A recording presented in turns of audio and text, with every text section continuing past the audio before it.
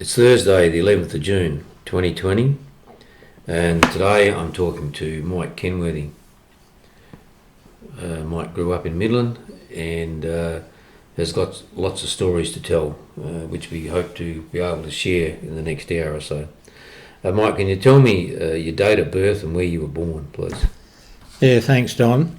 I was born in Nurse Baker's Hospital in West Midland on the 21st of May 1946, and we lived in Great Eastern Highway, which was then Commercial Road, in between 2nd and 3rd Avenue. That was in West Midland? That was in West Midland.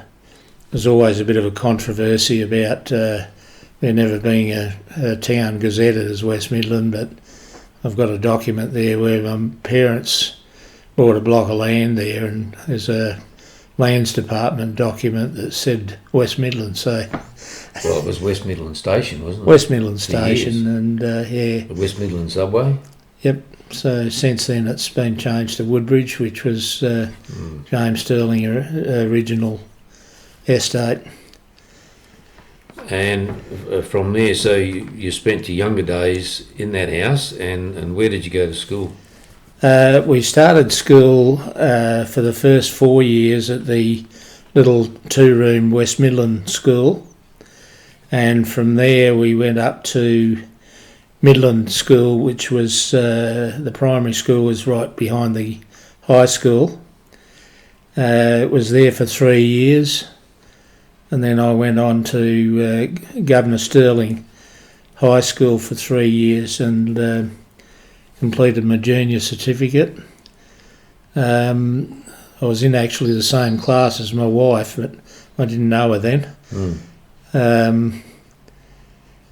We started there in 1959, which was the first year of a full intake at the school. They had classes there a few years before, but they were only part-time. But we started there the first full year of Governor Sterling.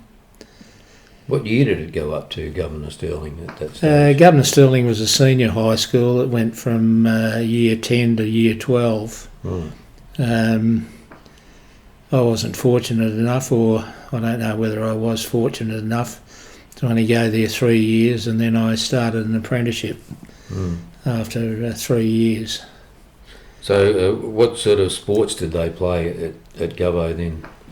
Pretty much a range of everything. They had swimming in the local swimming hole in the Swan River.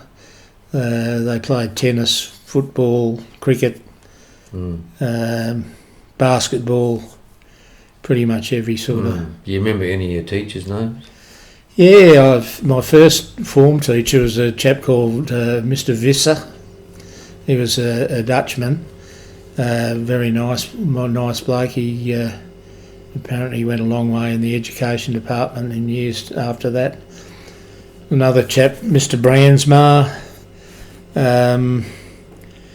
as well as our normal education, or what I call education classes. We had trade subjects as well. We had metalwork, woodwork and technical drawing, as well as doing the academic subjects of English, physics, geography and so forth. Was Derek Chadwick there then? Derek Chadwick was one of our PE teachers. I can fondly remember he had a yellow FJ Holden, and the first year that Swans beat East Perth, who Derek played for, in the grand final, WA Waffle grand final, poor old Derek's car was covered in black and white ribbons and rosettes. You couldn't see the car, and he couldn't get in it because it had that many inside it as well. But he was very affable about it and took the joke quite well. Yeah. Do you remember any other notable Midland identities that sportsmen or anybody that you went to school with that was at Gubbo? Well, I remember our school captain that year, who was in year 12, was a chap by the name of Michael Murray, who later became Mr. Justice Murray, who was, I think, second in charge of the Supreme Court in Western Australia. So he had quite a good law career. There were a few footballers that played, that went to Gavo that played for local football. And as I mentioned earlier, Derek Chadwick was a teacher there. He played for East Perth and the state, and he also played cricket for the state. He was quite an accomplished sportsman. Was Tony Mann there? Yes, Tony was there. He was a year ahead of me. Tony played, I think he only played in about two or four tests or something, but he was kept out of a lot of the state cricket because we had an import here at the time, Tony Locke, who was the same type of bowler, spin bowler, and Lockie got preference over Tony quite a few times, and I think held Tony Mann's career back quite a bit. Yeah, he came from quite a big cricket family, Tony. Yes. And I remember myself seeing him playing A-grade cricket in shorts. Yep. Which was kind of unheard of at the time, but he was such a good spin bowler. Yeah. That, yeah, he had a brother, Dorham, who played, who, if it hadn't been for his job, I think, as, excuse me, a oenologist in the wine industry, I think he would have played state cricket as well. He was a really good batsman, Dorham. And his sister, Corin, who was the mum of Kate Lamont, who's for the restaurants. Just received an honour in the Queen's birthday list. Oh, I didn't know that. Yeah. And Billy was Tony's younger brother, who was a year younger than me. Oh, yeah. Billy was also a school teacher, which Tony did a lot of his time as a school teacher, and then he worked for the Wacker as a manager, and then took on a vineyard up in the Swan. So you doing up to, what year did you go achieve at school? I went to my junior certificate, which was the end of year 10. And what year would that have been? That was 1961 I finished there. And 1962 I started an apprenticeship in the Government Railways in Perth in the Chief Civil Engineers department as a motor mechanic.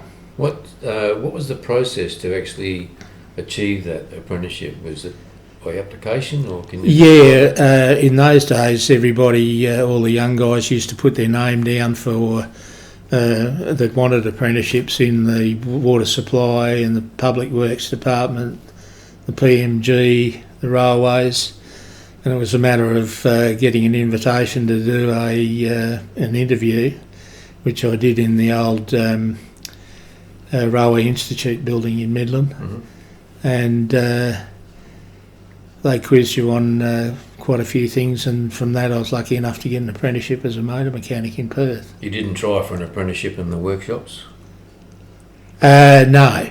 Well, I put two trades down, electrical fitter, and which my eldest brother was, and motor mechanic, and I ended up getting the motor mechanic's position. And you went into Perth? Yeah, I used to catch the train into Perth, walk through the goods yards, probably about a kilometre, I suppose it would have been, to Melbourne Road was the address, and the Chief Civil Engineer's garage there, to start work at 7:30. So it was a fairly early start in the morning. We used to get up and catch the train, which was the old steam loco then. Yeah. And you caught that from West Midland? Caught that from the West Midland station and went through to Perth. So you were actually an employee of the railways? Yeah.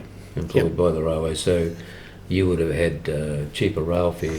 Yeah, we used to get I remember you used to get a monthly ticket. I can't remember how much. It was only about, probably about £3 or something like that, because the dollars hadn't come in then. And we used to get I think it was called a privilege ticket, to get a bit slightly cheaper. It wasn't all that much cheaper. So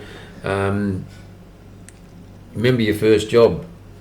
What they put you onto in there as a young green apprentice from Midland? Yeah, I do actually. They put me with an old chap called Dick Lockwood, who was working doing bench work, overhauling little Villiers motors on rail boring machines. I can still distinctly remember that. Were they two-strokes? No, they were a four-stroke motor. Yeah, four-stroke Villiers Mark 10 little industrial motor. And I can remember becoming fairly proficient early in the piece of removing broken bolts and studs, because I was a bit heavy-handed with the spanners and used to strip a lot.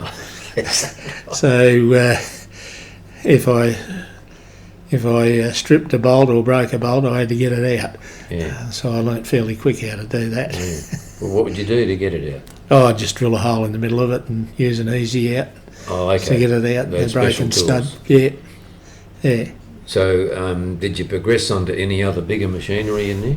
Yeah, they had two workshops there. One was the what later became track equipment, which handled all the length runner trolleys, gang trolleys, rail boring machines, anything to do with civil engineering side of the railways. And in the other workshop they had earth moving equipment, larger air compressors, cranes. So it was a fairly diverse sort of a field that we worked in. Good training ground. A good training ground, yeah. If you wanted to learn a trade, it was a good place to learn it. How many apprentices would there have been there? There was only two apprentices where I started there, and then the railways used to swap their apprentices around to different shops to get more experience, and I spent 2 lots of 6 months in the railway road services, which had trucks and buses, mainly road buses, and they would have had about 5 or 6 apprentices there. So they'd swap us around to the different shops. Where was that depot? The railway bus depot was in Stirling Street in Perth, which was virtually diagonal to the railway station, and the yard used to back onto the actual railway track, Perth to Midland railway track. It was a bit of a grubby old place, but when I look back now, I don't think any tradesman would work in a situation like that. That was just near the Sunday Times, wasn't it? It was right next door to Atwood Motors, and then the Sunday Times building was next door to that in Stirling Street. So you got your first introduction to, pulling down motors? Yeah, pulling down motors. In the bus depot, they used to do all their major repairs, 100,000 mile inspections, which would be stripping motors out, completely rebuilding them. They had a machine shop there, doing all the brake works, transmission works, virtually the whole lot. Were they diesel motors or petrol motors? All diesel. Yeah. Very early in the piece, they had a couple of Chevrolet trucks, and they had the contract to deliver the Sunday Times and the West Australian newspaper. But after those motors wore out, somebody had a bright idea to put a 5-cylinder small Gardner diesel motor in them. And within about 4 months they'd lost the contract because they were too slow. Oh, is that right? Yeah. But they had a real eclectic fleet of buses. They had Daimlers, they had Fodens, AECs. There was a French Panhard bus there. There was a Comma bus. They had bits and pieces of everything. So did you serve your time out? What length was the apprenticeship? The apprenticeships then were 5 years. I was in the last intake that actually did a 5-year apprenticeship. From when the year I finished, you could actually apply for a 4-year apprenticeship, and a few of the kids did that. But even then, 4 years wasn't enough. So you were, at the end of your apprenticeship, were you working at the road services then? No, I was working back at the Melbourne Road Depot. Yeah. And at the end of your time, did they offer you extended employment, or was that the end of your railway career? No, I worked with them for about 6 months after I finished my apprenticeship, and then I had the wandering lust and went to Carnarvon for 3 months with the Main Roads Department before I came back to Midland and worked at the Perth Airport garage, SA garage there for 2.5 years, and then I started at the City of Swan. So did you, obtaining the job at the City of Swan, was that through like an advertisement in the paper and a interview process? Yeah, it was. It was. I went to the Unemployment Bureau in Midland, and they had 2 mechanics jobs, one at Midway Ford and one at the Shire. So I decided I'd have a go at the Shire one, which I went and had an interview, and soon I was the only only applicant. I got the job. There you go. And 33 and a third years later, I retired. So when you come to get your first car, what sort of car was your first car? First car I had was a 1959 Volkswagen Beetle, which was quite a good little car, but it was ex-Northwest. It come from Whitnome, and of course it was filled with red dust, which I never ever got all of it out. But that was a good little car. Then I went to an FJ Holden. And you would have been working in the road services still when you got that. Yep. Where did you get your licence? Do you remember? I got my driver's licence for a car in Midland at the police station at Vivash Road, which is now Cale Street. I got my car licence there, and then when I turned 20 I got my truck licence in the old Perth Girls High School, which was then the police department in East Perth. You had to go in there? Yeah, well, it was close to work. I was able to borrow a truck from the road service depot. Oh, right. No, that was handy. An old common knocker, and I got my truck licence in that. You had to be 20 then. I think you still do to get a truck licence. So you started in the City of... well, what were they called then? It was the Shire of Swan when I started. In what year? That was in December of 1st of December in 1970. And then 6 months after that, the 1st of April in 1971, the town of Midland municipality, amalgamated with the City of Swan, Shire of Swan as it was then.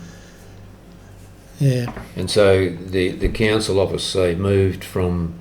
Was it at the town hall at the time, was it? No, the office, the City of Swan or Shire of Swan office was out at Middle Swan, where the old office is now, and the depot is behind the office. On the corner of Bishop Road. On the corner of Bishop Road, yeah.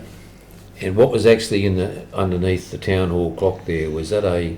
There was a council chamber there. That was where the council chamber and some of the offices for the Midland municipality were. But their depot was in Great Eastern Highway, roundabout on the corner of, not Sayre Street, Roe Highway. No, not Roe Highway. Not Rockland Street.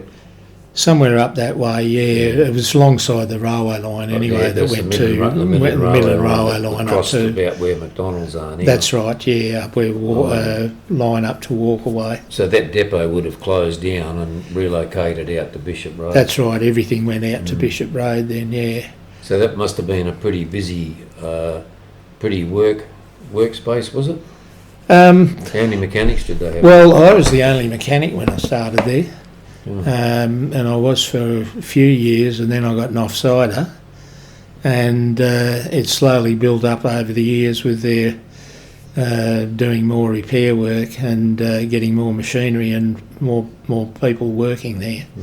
It worked up to I became a supervisor there, workshop supervisor, and I had think it was 7 or 8 mechanics, Wow. and a steel fabrication shop with a guy and an apprentice in it, and we had an apprentice mechanic as well.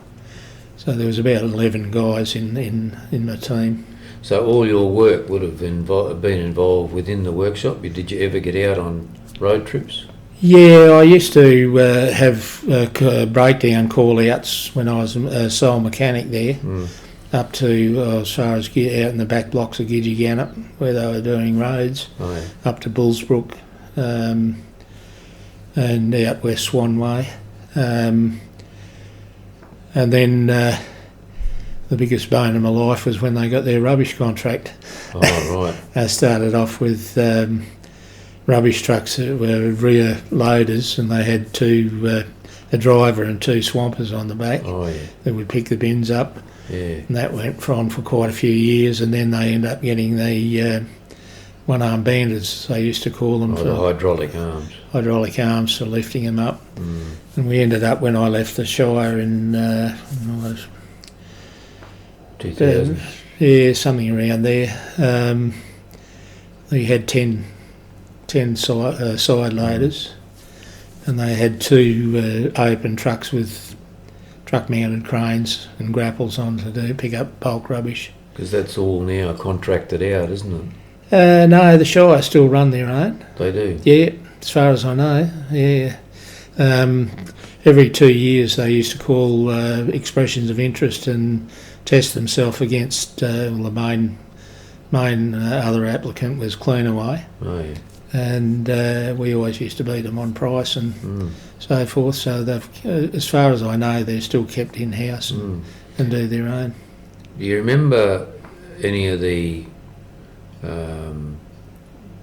people you work with there, not only in the workshop but also people of note in the office, like Shire presidents and clerks and stuff like that? Yeah, Shire clerks, well, they were Shire clerks when I started, and they turned into CEOs, at virtually the same job. Yeah. Some of the guys, when I started there, Jack Williamson was still the Shire clerk there, and did have it written down here somewhere. Shire clerks that I can remember started off with Jack Williamson, and a chap by the name of Mr. Maguire was the Shire president. Then Frank Gaunt, who was the town clerk for Midland, he took over from Jack Williamson as Shire clerk.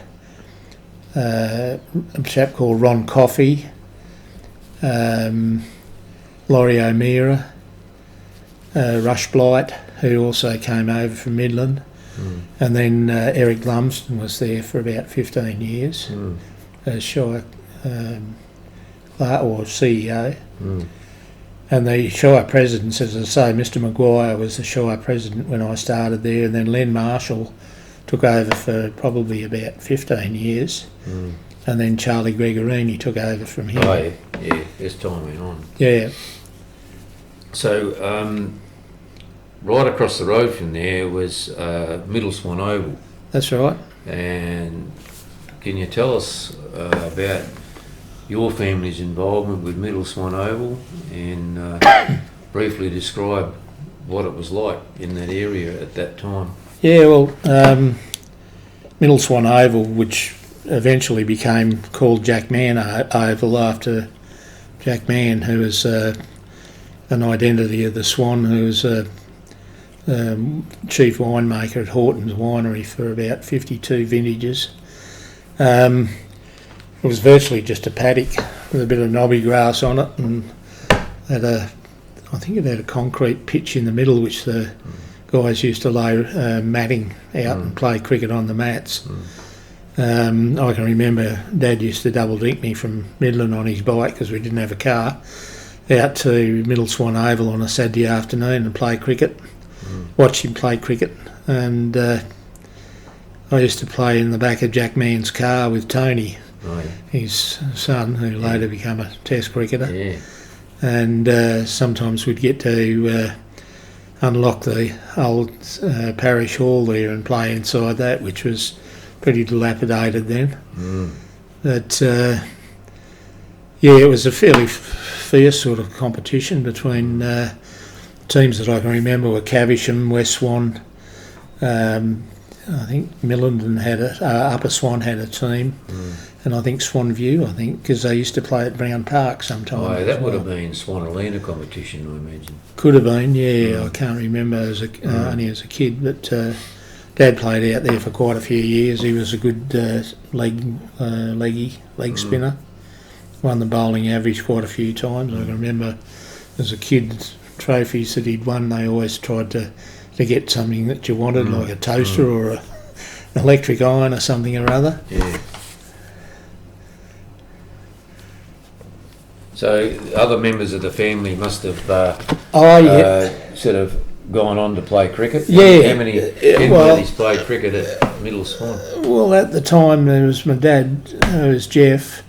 His brother Les was a wicket keeper, because I think nobody else wanted the spot as wicket keeper.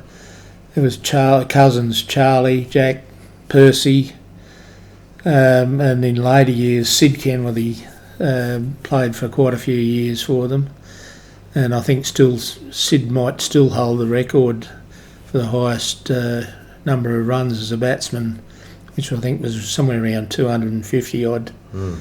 It may have been broken since, but I doubt it.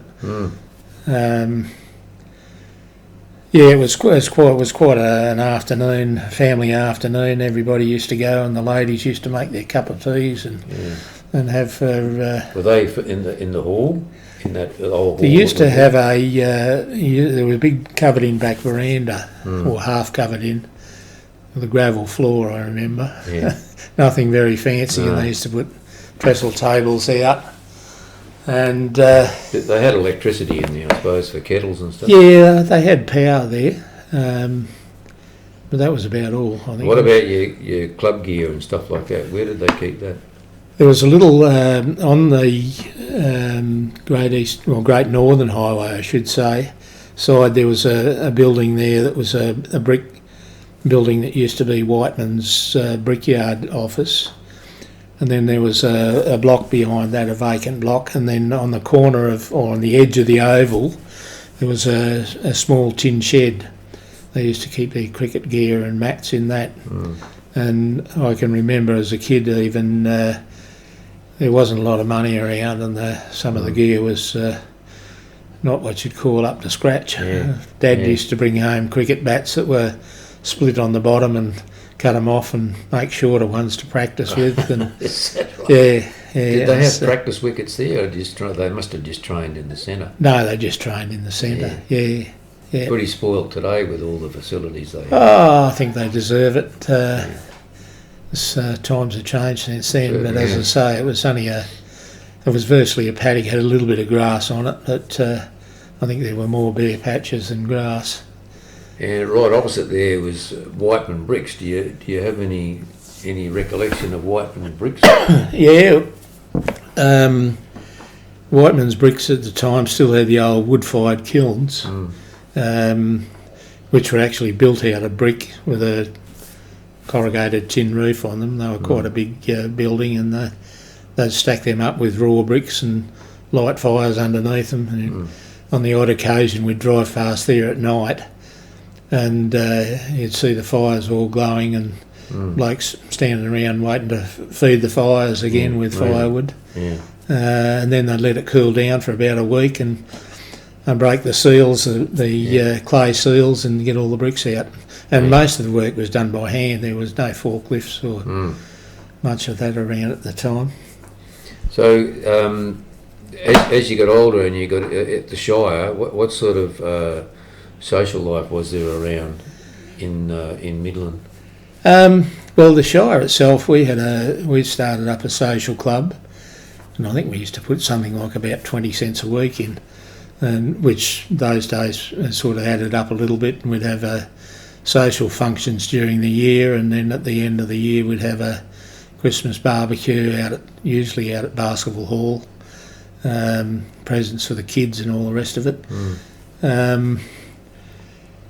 Socially in Midland, they'd have dances and mainly movies. Originally at the town hall, and then in later years at the Renown Theatre. Yeah, right. And that was well patronised.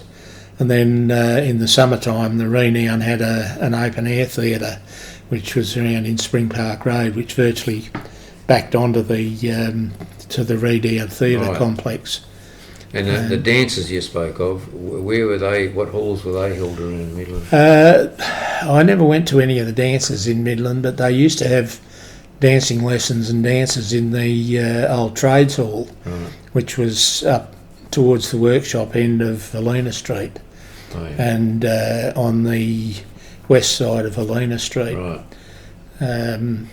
where Centrepoint Shopping Centre is now, is the Rec Reserve, and they used to play baseball. Brothers used to play baseball there before they went to Midland Oval. That was the MR Reserve. That's right. Yeah, the MR had further down had their workshops, which stretched virtually all the way down to West Midland. One of the things that used to amuse us kids was when the circus came to town, they almost always set up their tent and camps on the reserve, and the ones that did overflow, which were too big to house all of their animals and caravans and so forth, they used to overflow down to the West Midland, where Governor Stirling High School was built later on. Up the top, not down the bottom where the Westie is? Yeah, down the bottom where the Westie... Well, not down on the lower flat, no, up the top. Oh, okay. There was also where the old hall that I think's been destroyed now or pulled down from the high school, there was a little cottage there. It was whitewashed, but it was made out of mud brick, and from memory it had a shingle roof, I think. It was only like a two-room place. That would have been at the back of Guildford Grammar. Well, it was virtually at the back of the hall. They pulled it down, actually. It was one of Stirling's early cottages. Oh, so that was not over near Woodbridge House, I think they call it. Not that far down. Oh, okay, but in that area. Yeah, at the back of where the hall was. So what year was Gubbo built? Gubbo, well, the first opening full year was 1959 when we went there. But as I say, they were holding classes there, I think, 1 or 2 years before that. We used to play down there as kids, and I can remember seeing my first scraper earth-moving machine digging out the hole where the sports field was in front of the ground. Yeah, because you lived just around the corner, really. Yeah, that was your backyard. Virtually, yeah. Yeah. And, the Westie was a big thing for kids in Midland. Oh, so yeah. Can you remember when that started, how it was built? Well, it probably went virtually back to the Dreamtime as a swimming hole for Midland kids. Yeah. But I can remember when they built the jetties there for the swimming club, which was 2 jetties, 55 yards, which is the old 50 metres apart down there. Just one little point around West Midland where I lived, there was a few identities over the year that lived in that same area. There was three actually ministers, state parliament ministers. There was Mr. Thorne, lived on the corner of 2nd Avenue and Great Eastern Highway. He was in the, I'm not sure whether it was Labor or Liberal government. Further up 2nd Avenue was a gentleman, Jack Brady. Oh yeah, I remember him. He was Minister for Police in a Labor government.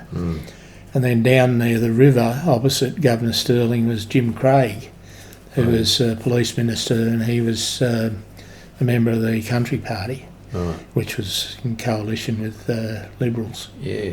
So there was virtually two police ministers, and I'm not sure what Mr. Thorne was, but he was a member of Parliament that lived in the block. Do you recall Harper Park?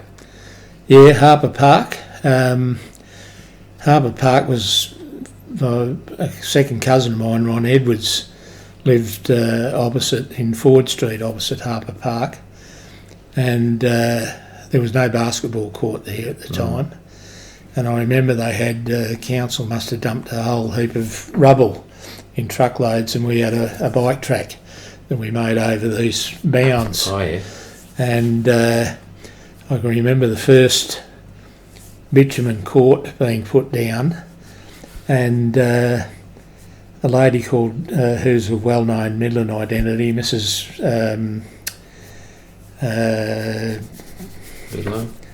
Lidlow, Dulcie Lidlow, was over there one day painting lines on it, and she commandeered Ron and I to help her, which we got handsomely paid for,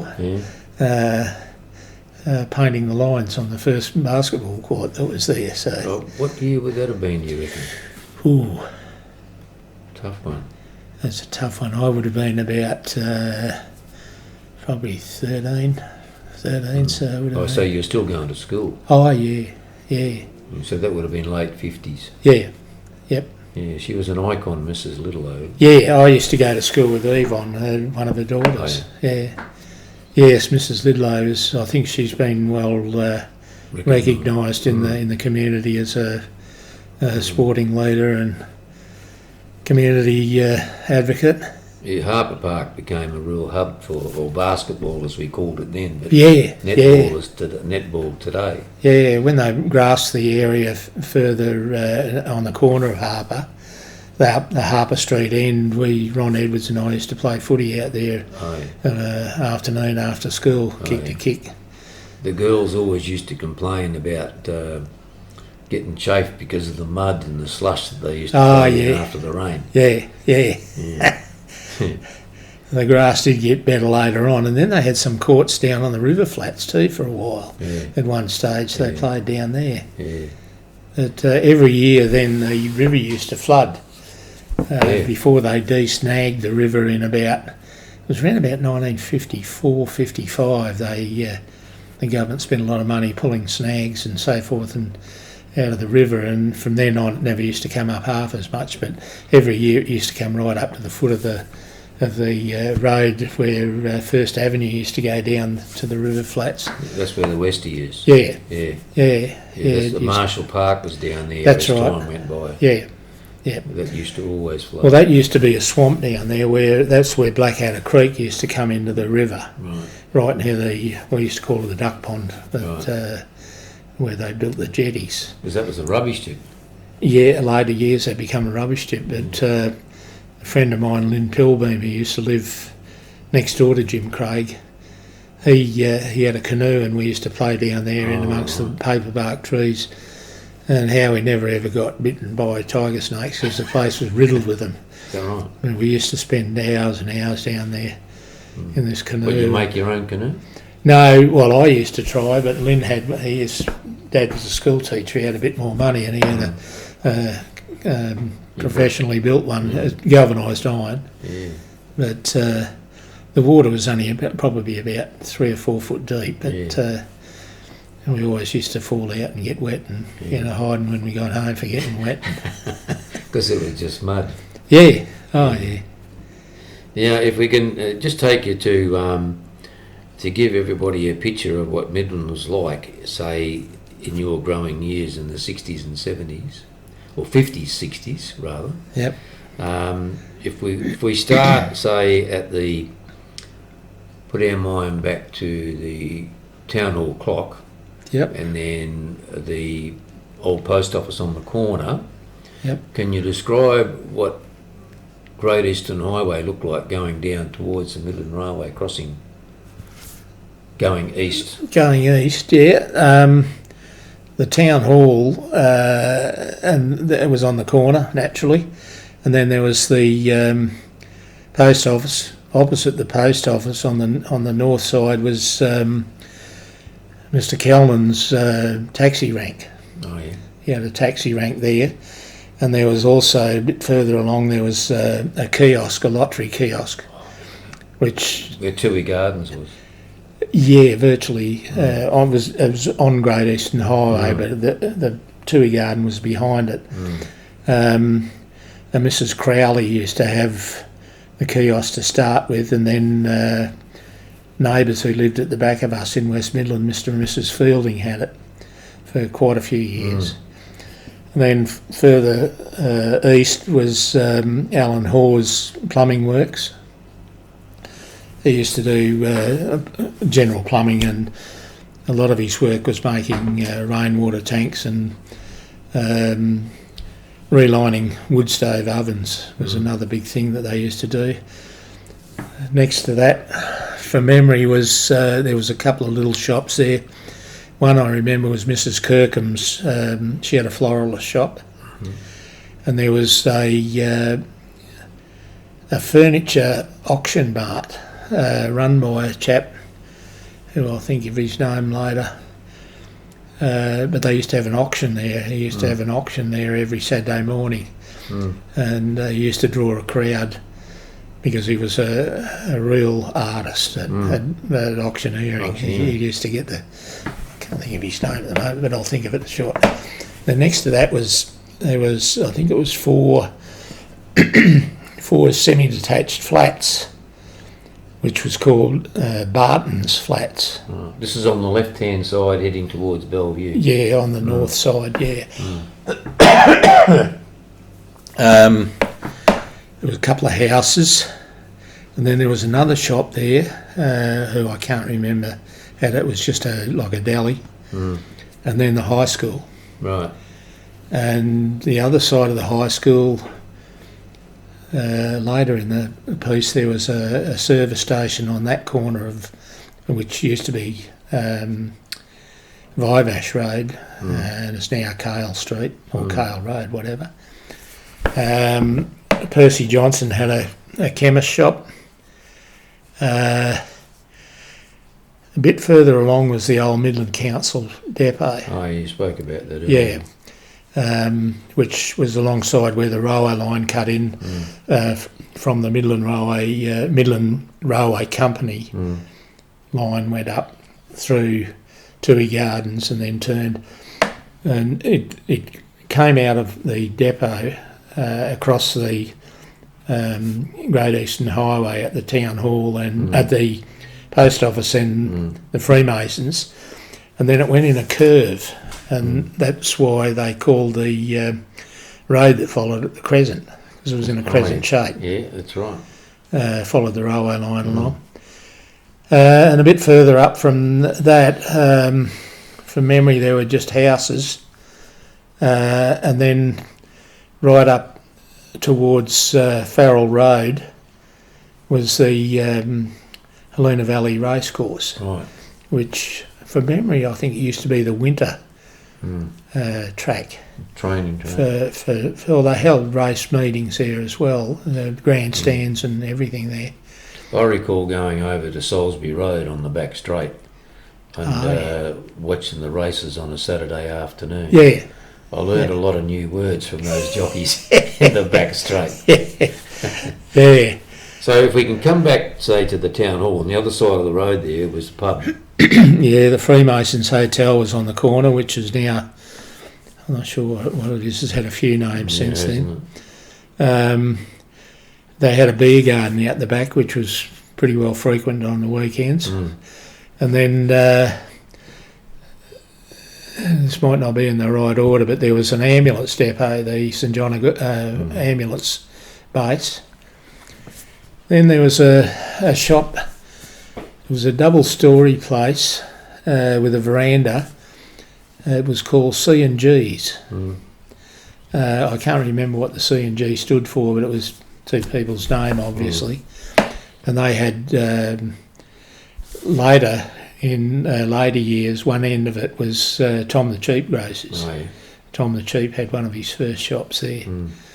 Then further on there was a house, I think, and then my grandpop's bike shop, Joe Middleton's bike shop. Right.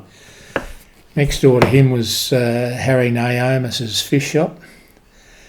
Next door to that was the Salvation Army Hall, Oh, yeah. which the band used to have band practice there, and as a kid the Salvos used to walk the streets of Midland with their band just before Christmas, raising funds, playing on street corners, and kids would follow them up. And it's quite entertaining. Yeah. And further on from the Salvos was there was another couple of shops there. Then there was a bootmaker's shop. Vapex were there, weren't they? And then Vapex dry cleaners. And then Dr. Jolly's surgery. Mm. And then there was a big building which is now a liquor shop. I believe that was Cape Horn's, I can remember it as Cape Horn Smash Repairs. Yeah. Mm. A few more shops which, there was a butcher shop there at one stage, but I can't remember the rest of them. Mm. Then on the corner of Vivash Road and Great Eastern Highway there was a mobile service station. Mm. And then opposite that was the old police building which still stands. Mm. I don't think that was built as a police building to start with. I think it was offices for a bank or something. Oh, yeah. But the police had it for quite a few years. Mm. So if we come back now to the post office, back into the old heart of Midland and the old post office, and we go down Elena Street. Yeah, Elena Street on the west side was the town at the back of the post office. Mm-hmm. The courthouse, which is still standing. Mm. And on the corner of Great Northern and Helena Street was Carnegie Library. Yeah, right. And the old horse trough that used to be there at the front with the memorial for the train disaster. Poison Gully train disaster, which... and then the opposite side, there was right next door to the taxi rank. Mr. Callan's taxi rank was Billy Snell, the undertaker. Oh, yeah. And he was a great friend of my grandpop's as well. Old Bill, and then his son Gavin took over from Bill. Buried most of my early relatives. Oh, yeah. And then opposite that, can't remember what was on the corner. There's a commercial bank there, I think. Yeah, I'm pretty sure there was a bank at once. Yeah. And then there was a chemist shop, Clunes or Wrights. There was a couple of chemist shops there. And Freecorn store. Yeah, that was big. Freecorns was like a department store. Had everything in there, easy walk and shoes. And where Slater Gartrell shop is, Coles and Woolies, I can remember them starting up. They were the shilling shop. Coles, everything was a shilling, 10 cents. And that's where we used to buy our firecrackers for bonfire night. Oh, yeah. And then on the corner was the Council Club Hotel, which eventually burnt down and they rebuilt it. 7th Avenue. 7th Avenue, yeah. And going down Helena Street from the town hall, down Great Northern Highway from the town hall, heading east, there was the Wally's the Barbers was just around the corner from the opposite the town hall, and there was a couple of real estate places, and Owen's the dentist. Oh, yeah, that's right. And then on the other corner of Spring Park Road was the Church of Ascension, which later sold off the block, or I believe they sold it off. There was a service station there, an Ampol service station. Yeah. And going down further, there was newsagents, and then there was a shop which I remember. That must have been something there before. But there was a small white goods shop. Rowley's, I think, was one of the early names. And then the Renown Theatre. And right next to the Renown Theatre was Albert Clark's hairdressing shop. Yeah. Little shop there and next to the Renown. Then there was the old Midland police station. And there was a house there that the sergeant used to live in. Then there was a block of shops that started off. It was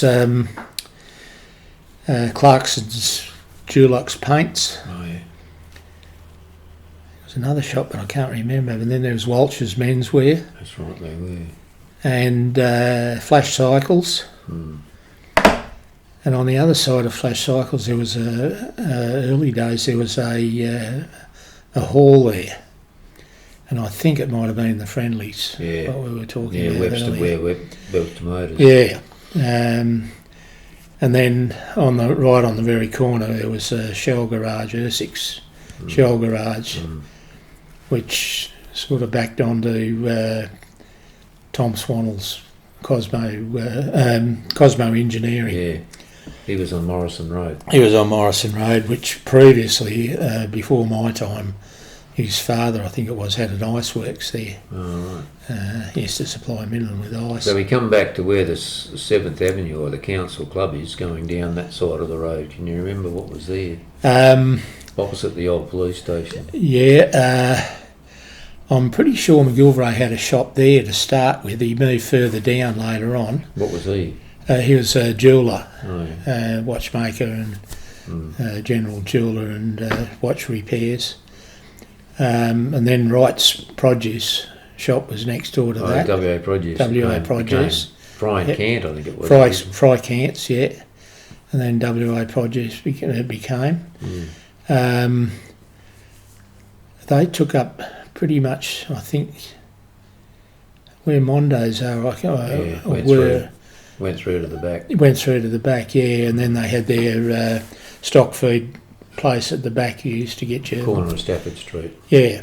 And the avenue. In there, and then on the opposite corner, I think McGilvray moved into a shop down there. Boxadians had a store there. Boxadian and Howard's, yeah, they had a shop. They were on the north side, I think. Boxadians at one stage. Yeah, they were. They were on the north side, in amongst Walsh's and somewhere along that way, from memory. And then further up on the south side was the little old building, which was the Swan Road Board building. Yeah. And then I think there might have been a house, and then Golden Fleece service station on the corner of that. This is all where Doler are now. That's right, yeah, where the Doler and Lands Department, yeah. Yeah. Well, we've covered a fair bit of ground there in our Midland history, Mike. I think we'll finish it there. Yep. Thanks very much for your time today. No worries, and pleasure. We've certainly learned a bit about Midland over the last hour. I hope someone can get some value of it. Thank you. Okay.